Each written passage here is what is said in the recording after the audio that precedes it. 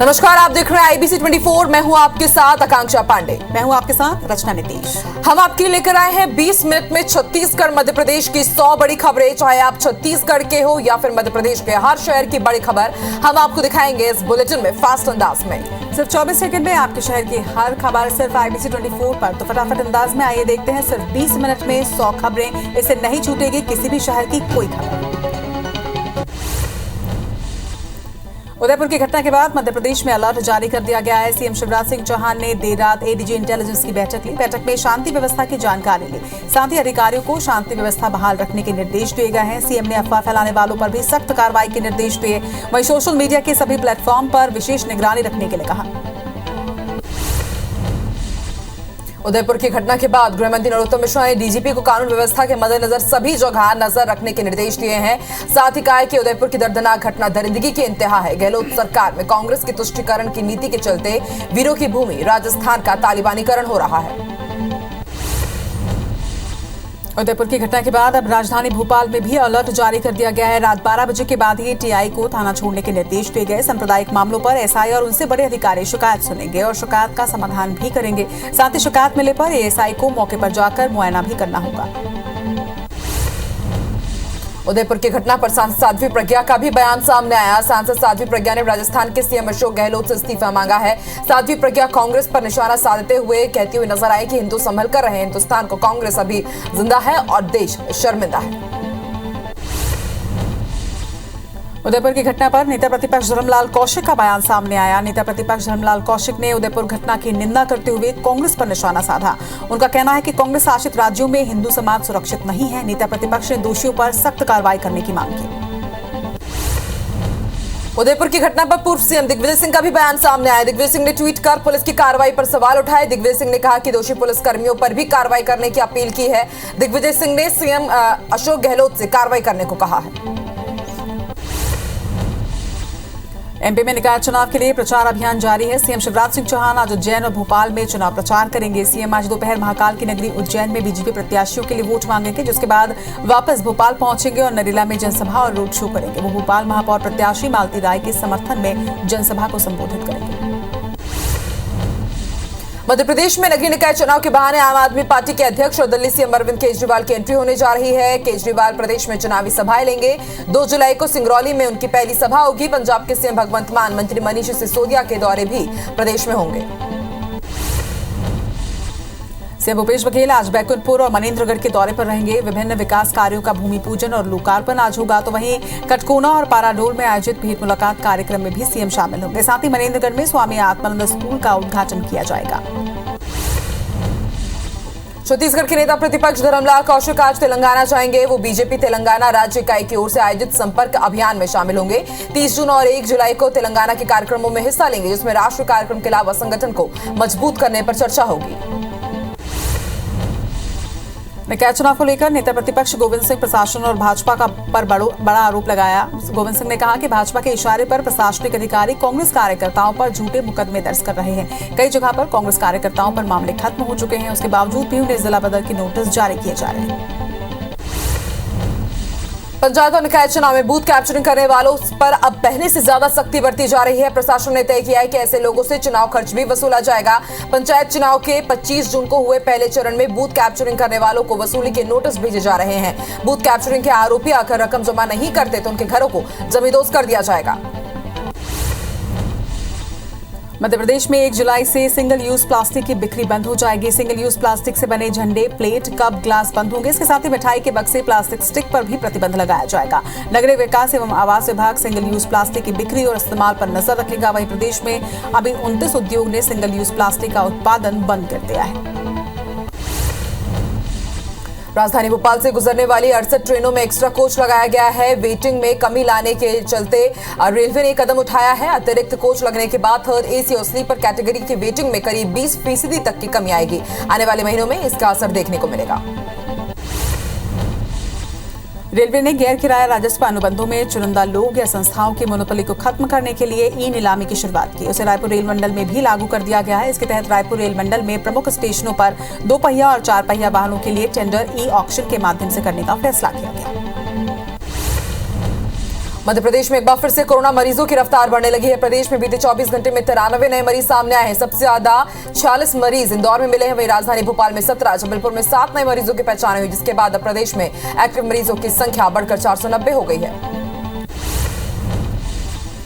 छत्तीसगढ़ में कोरोना मरीजों की संख्या तेजी से बढ़ने लगी है। प्रदेश में बीते 24 घंटे में 186 नए कोरोना मरीजों की पुष्टि हुई है। वहीं प्रदेश में सबसे ज्यादा 46 मरीज दुर्ग जिले से सामने आए और राजधानी रायपुर में 46 मरीजों की पुष्टि की गई। वहीं अब प्रदेश में एक्टिव मरीजों की संख्या की बात करें तो ये बढ़कर 851 पर पहुंच चुकी है।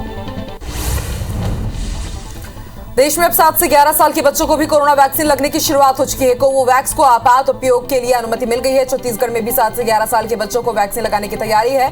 अभी प्रदेश के कुछ निजी क्लिनिक में कोवोवैक्स लगाई जा रही है।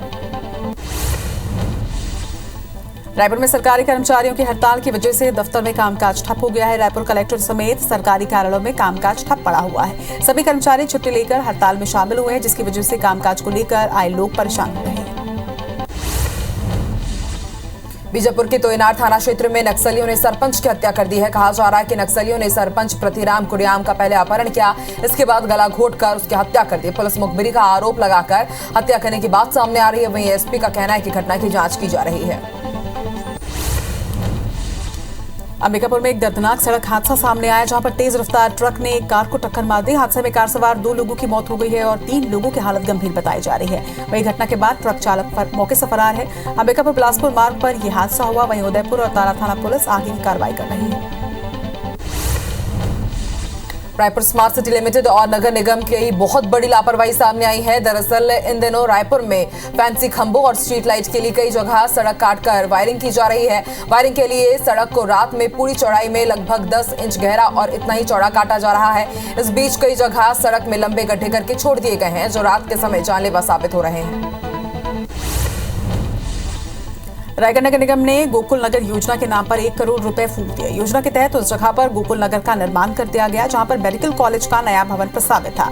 अब जगह की कमी का हवाला देते हुए मेडिकल कॉलेज प्रबंधन ने इस जमीन को अपने कब्जे में ले लिया है और ऐसे में नगर निगम की 1 करोड़ की राशि डूब गई।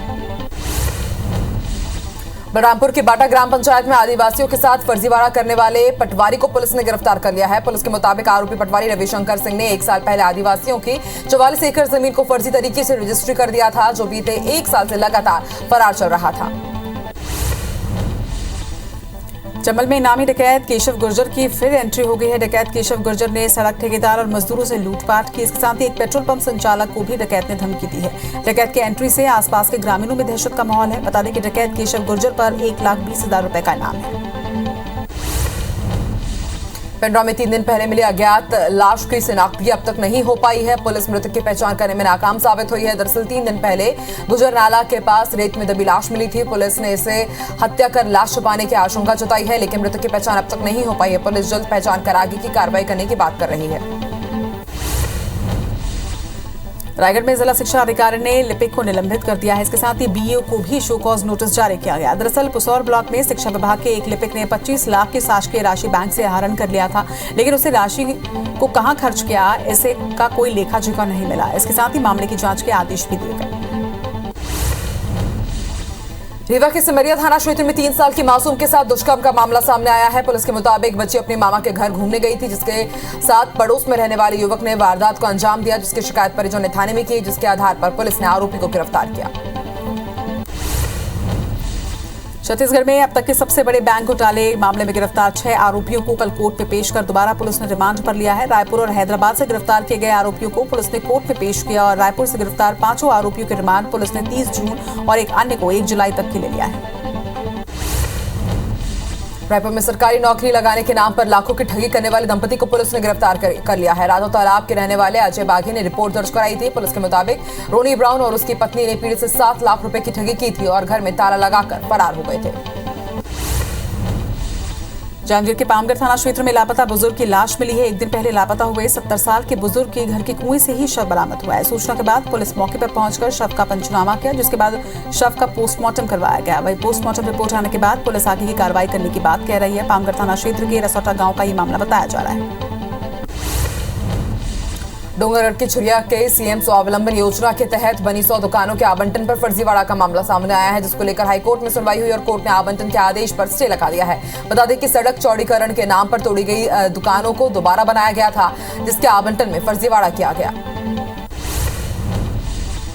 सरायपाली नगर पालिका में उलटफेर की राजनीति शुरू हो गई है। 10 बीजेपी पार्षदों ने अध्यक्ष के खिलाफ कलेक्टर को अविश्वास प्रस्ताव का आवेदन सौंपा है। फिलहाल कांग्रेस अभी भी अपना पलड़ा भारी मानकर चल रही है। वहीं नगर पालिका सरायपाली के सभापति हरदीप सिंह रैना ने कहा कि शहर में हो रहे विकास से विपक्ष बौखलाया हुआ है और एक साजिश रची जा रही है, लेकिन उनकी ये साजिश भी नाकाम होगी। बिलासपुर में आबकारी आरक्षकों के ट्रांसफर के मामले में हाईकोर्ट ने प्रमुख सचिव, अपर सचिव, आबकारी कमिश्नर को नोटिस जारी कर जवाब मांगा है। बता दें कि आबकारी आरक्षकों का स्थानांतरण आदेश 24 जून साल 2022 को जारी किया गया था। इसमें बिलासपुर से 71 कर्मचारी शामिल थे। बिलासपुर में शिक्षा अधिकारी के सहायक शिक्षकों से वसूली पर हाईकोर्ट ने अंतरिम राहत दी है और राज्य सरकार समेत सभी पक्षों को नोटिस जारी कर जवाब मांगा। सहायक शिक्षकों ने शिक्षा अधिकारी के आदेश के खिलाफ हाईकोर्ट में एक याचिका दायर की थी, जिसमें यह कहा गया कि विकासखंड शिक्षा अधिकारी उनसे गलत वेतन भुगतान के नाम पर राशि वापसी का आदेश दिया गया था, जो कि गलत है। रावघाट परियोजना में 100 करोड़ रुपए मुआवजा दिए जाने के मामले में बिलासपुर हाईकोर्ट की डिवीजन बेंच ने अपना फैसला सुना दिया है। कोर्ट ने अधिकारियों और भूस्वामियों के बीच हुई मिलीभगत से ज्यादा मुआवजा देना पाया और याचिका को खारिज कर दिया। इससे पहले कलेक्टर ने एफआईआर दर्ज कराई थी। मई में सुनवाई के बाद कोर्ट ने अपने आदेश के फैसले को सुरक्षित रख लिया था। फसल बीमा की मुआवजे राशि की मांग को लेकर बेमेतरा के किसान कलेक्टर पहुंचे, जहां पर कलेक्टर से मुलाकात कर फसल बीमा की राशि दिलाने की उन्होंने मांग रखी। किसानों ने बताया कि ओलावृष्टि की वजह से चने की फसल खराब हुई थी, जिसके मुआवजे के लिए महीनों से वो दफ्तरों के चक्कर काट रहे हैं। फसल की मुआवजा राशि नहीं मिलने से किसान काफी परेशान है। गोरेला पिंडरा मरवाही जिले के बरगवा प्राथमिक विद्यालय में पढ़ाई के नाम पर बच्चों के भविष्य से खिलवाड़ किया जा रहा है। 2 शिक्षिका ज्यादातर समय छुट्टी पर रहती है, जिसके कारण बच्चों की पढ़ाई प्रभावित हो रही है। वहीं स्कूल का मरवाही बीईओ ने निरीक्षण किया। इस दौरान पता चला कि शिक्षक स्कूल से गायब हैं। इस पर उन्होंने कहा कि लापरवाह शिक्षकों पर कार्रवाई की जाएगी। बिजली में फॉल्ट आने पर कितना जल्दी सुधार किया जा सकता है, इसका मॉक ड्रिल आज किया जा रहा है। राज्य विद्युत उत्पादन वितरण और ट्रांसमिशन के अधिकारी आज 3 घंटे की जद्दोजहद कर विद्युत व्यवस्था दुरुस्त कर रहे हैं। 12 बजे से शुरू हुई मॉक ड्रिल 3 बजे तक चलेगी। इस वजह से पूरे कोरबा जिले में विद्युत बाधित है। पिंडरा में लगातार कैंसिल होती ट्रेनों ने यात्रियों की दिक्कत को काफी बढ़ा दिया है। वहीं गोरखपुर का रेलवे फाटक मालगाड़ियों की आवाजाही से काफी देर तक बंद रहता है। यहां ओवरब्रिज बनाए जाने की वर्षों पुरानी मांग को पूरा नहीं किया जा रहा है, जिससे कभी भी कोई भी बड़ा हादसा हो सकता है। मुंगेली जिले के लोरमे इलाके में खाद की किल्लत को लेकर किसान बेहद परेशान है। यहाँ के बीज समितियों के जरिए खाद और बीज का वितरण किया जा रहा है, मगर अधिकांश समितियों में खाद की कमी के चलते किसान भटकने को मजबूर है। ज्यादातर समितियों से पोटाश, यूरिया की कमी है। वहीं इस मामले पर बिलासपुर से बीजेपी सांसद अरुण साहब ने कहा कि खाद को लेकर हो रही दिक्कत राज्य सरकार की बड़ी विफलता है। जगदलपुर राष्ट्रीय राजमार्ग 30 में लगातार हो रहे हादसों को लेकर पुलिस ने निगरानी शुरू कर दी है। इसको लेकर ब्लैक स्पॉट को चिन्हित किया गया है। जगहों पर चेतावनी बोर्ड भी लगाए जाएंगे, जिससे आने जाने वालों को हादसे की जगहों की जानकारी दी जा सके। इसके साथ ही हादसों की जांच के लिए एनएचए विशेष टीम भेज रही है। भोपाल में कमिश्नरेट सिस्टम शुरू होने के बाद पहला नगरीय निकाय चुनाव पुलिस के लिए भी चुनौती है। 6 जुलाई को नगरीय निकाय के लिए मतदान होने हैं। वहीं चुनाव के दौरान शांति व्यवस्था बनाने के लिए पुलिस ने 1795 गुंडे बदमाशों को बाउंड ओवर लिया है और 1039 गैर जमानती वारंट तामील कर गुंडे बदमाशों को जेल पहुंचाया है, जबकि 239 बंदूक लाइसेंस रद्द किए गए। कोरबा के बस स्टैंड में नगर निगम ने महिलाओं के लिए पिंक टॉयलेट का निर्माण करवाया है। कमिश्नर प्रभाकर पांडे ने बताया कि कई बार ये समस्याएं सामने आई थी कि बस स्टैंड जैसी सार्वजनिक जगहों पर महिलाओं के लिए प्रसाधन की सुविधा उपलब्ध नहीं है। उनकी समस्या को दूर करने के लिए प्रयास किया गया।